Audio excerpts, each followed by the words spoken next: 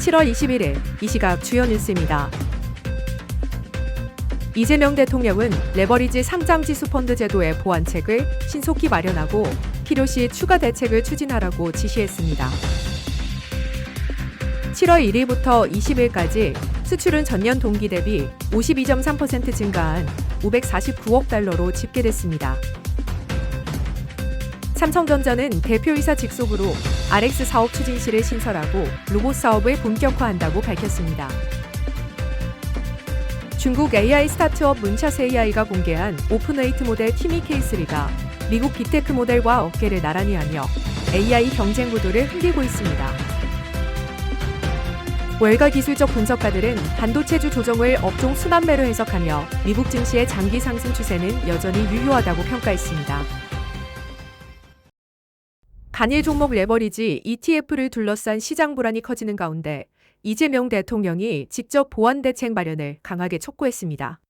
이 대통령은 21일 청와대 국무회의에서 삼성전자 SK하이닉스 레버리지 ETF 제도가 상승 국면에서는 상승을, 하락 국면에서는 하락을 심화시킨다고 지적했습니다.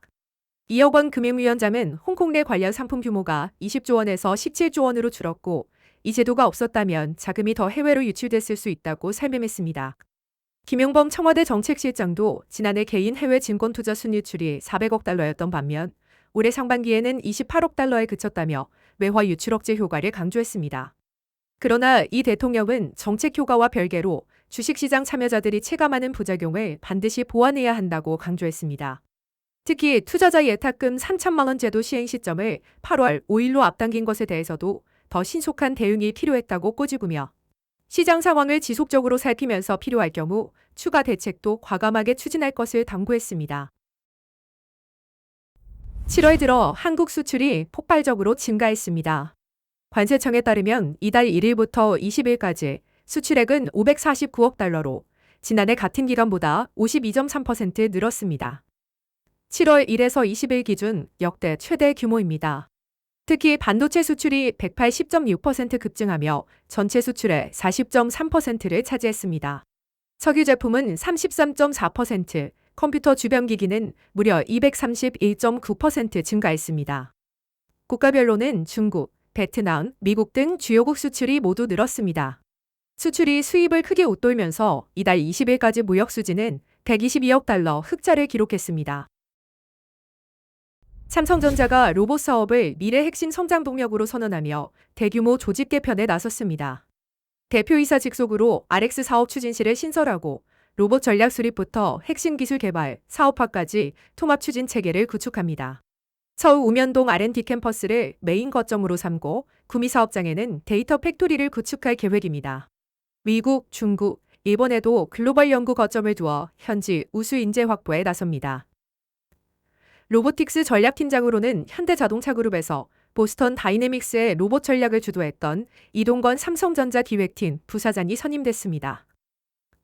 로봇 제어 분야 세계적 석학인 김현진 서울대 교수와 김의겸 아주대 교수도 합류할 예정입니다. 삼성전자는 신속한 의사결정과 실행력을 바탕으로 차별화된 로봇 경험과 사업 기회를 창출해 나갈 것이라고 밝혔습니다.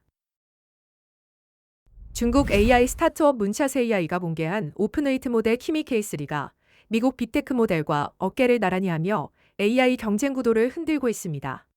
특히 프론트엔드 코딩 분야에서 처음으로 1위를 차지하는 등 여러 성능 평가에서 최첨단 수준의 결과를 보여줬습니다.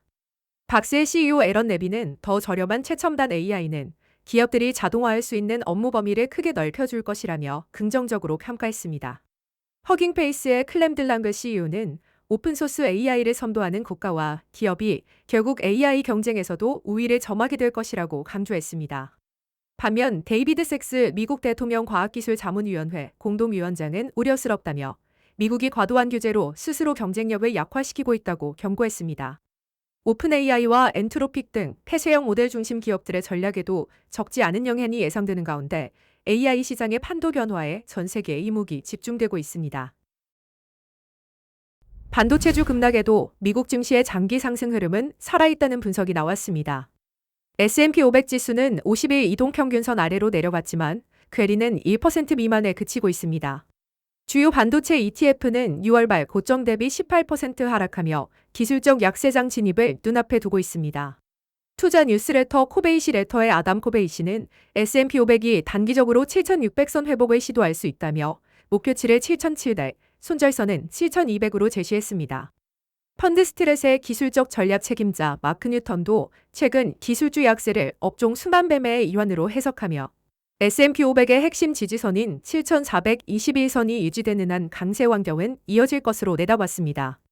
다만 파이퍼 샌들러는 반도체 AI 관련 종목의 중기 추세가 이미 훼손됐다며 추가 하락 가능성을 배제하기 어렵다고 경고했습니다.